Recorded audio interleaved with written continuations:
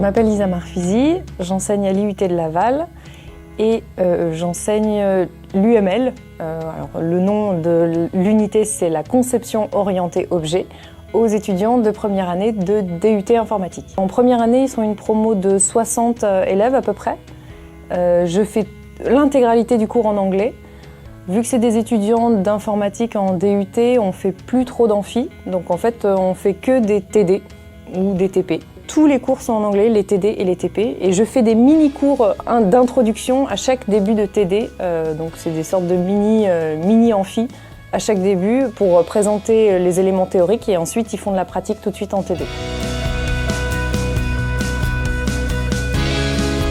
Pour être honnête, le cours que je donne, c'est l'UML, ça s'appelle Unified Modeling Language. C'est un cours c'est un peu la bête noire de l'informatique pour les étudiants et pour les enseignants. C'est vraiment un cours qui ne plaît pas du tout puisqu'il est assez théorique. Les étudiants ont du mal à voir à quoi ça va servir tout de suite. Pour les enseignants, c'est un peu la même chose du coup.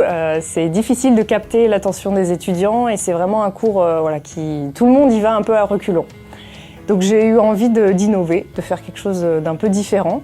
Et donc faire le cours en anglais, je me suis dit que ça pouvait intéresser certains élèves. En tout cas, ça leur donnerait une bonne dynamique de départ. Et puis à cela, j'ai aussi ajouté toute une partie gamification. Donc en fait, on rajoute des ressorts ludiques avec différentes activités pour motiver les élèves et puis pour qu'ils passent un bon moment, tout simplement. Le fait d'enseigner l'UML en anglais, ça a tout son sens d'un point de vue pédagogique, puisque l'UML, en fait, ça va servir à écrire la documentation qui va avec un code informatique.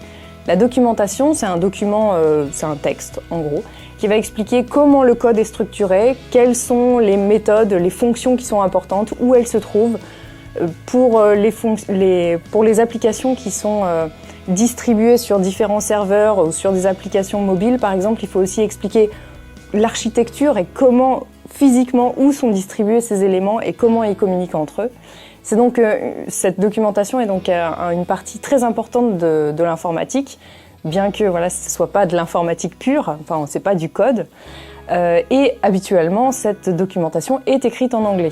Donc le fait de faire de l'UML en anglais, ça avait tout son sens puisque les étudiants sont amenés à lire des documentations en anglais et plus tard, ils seront amenés à faire des documentations aussi en anglais.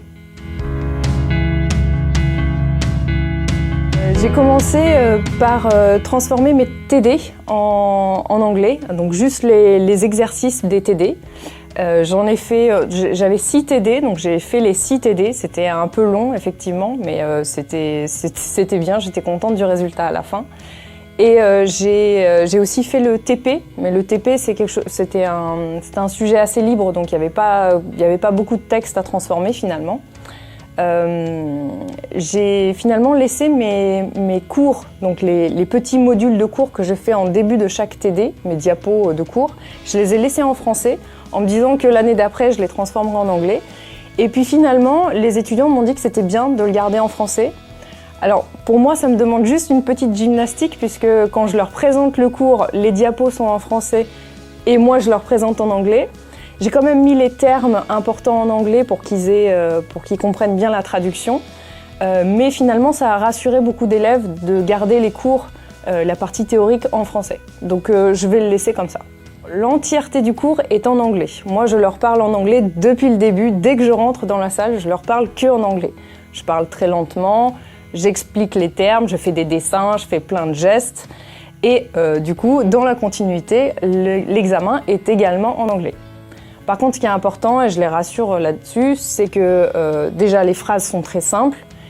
Ils ne sont pas amenés à écrire des phrases dans l'examen, ils font de toute façon des diagrammes UML, donc ça ressemble à des dessins en gros formalisés d'une certaine façon. Donc ils ne sont pas obligés de faire des longues phrases en anglais. Et puis, je ne vais pas leur noter leur qualité d'anglais de toute façon, puisque c'est pas mon objectif. Donc même un élève qui est mauvais en anglais peut avoir une très bonne note à l'examen. La première année, je n'ai pas proposé de cours supplémentaires pour les étudiants.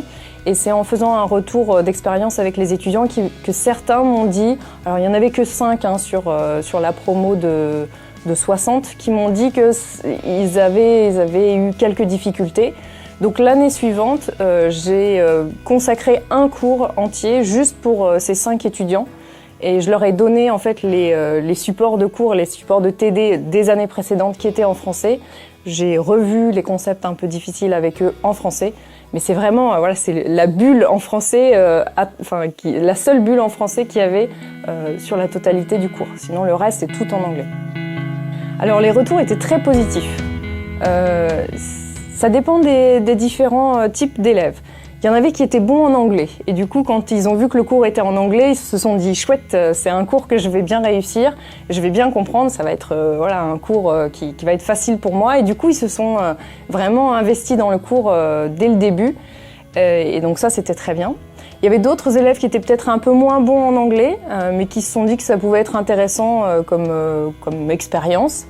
Et je pense que le fait d'ajouter de la ludification aussi, ça a vraiment encouragé tout le monde à participer dès le début. Il y avait peut-être juste comme je vous ai dit, 5 élèves sur 60 qui étaient clairement inquiets quand ils ont vu que je parlais anglais. Ça se voit dans leurs yeux, d'ailleurs. Premier cours, ça se voit. Mais je pense que je les ai rassurés assez rapidement sur le fait qu'il y avait déjà des supports de cours en français que je pouvais leur donner. Je les vois aussi sur leur ordinateur, des fois ils utilisent un traducteur, ça ne me pose aucun problème. L'objectif c'est qu'ils se familiarisent avec l'anglais.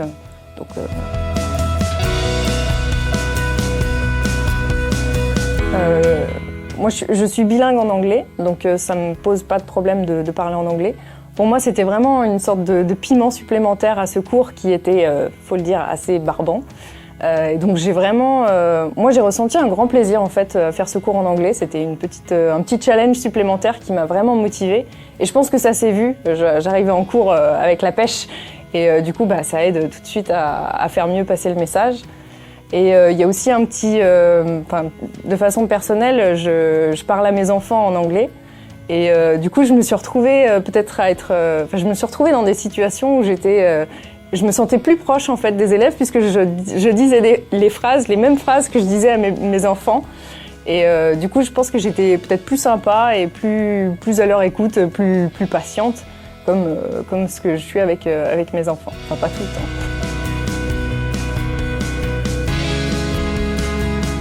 Alors moi, je leur dirais que c'est une très bonne idée.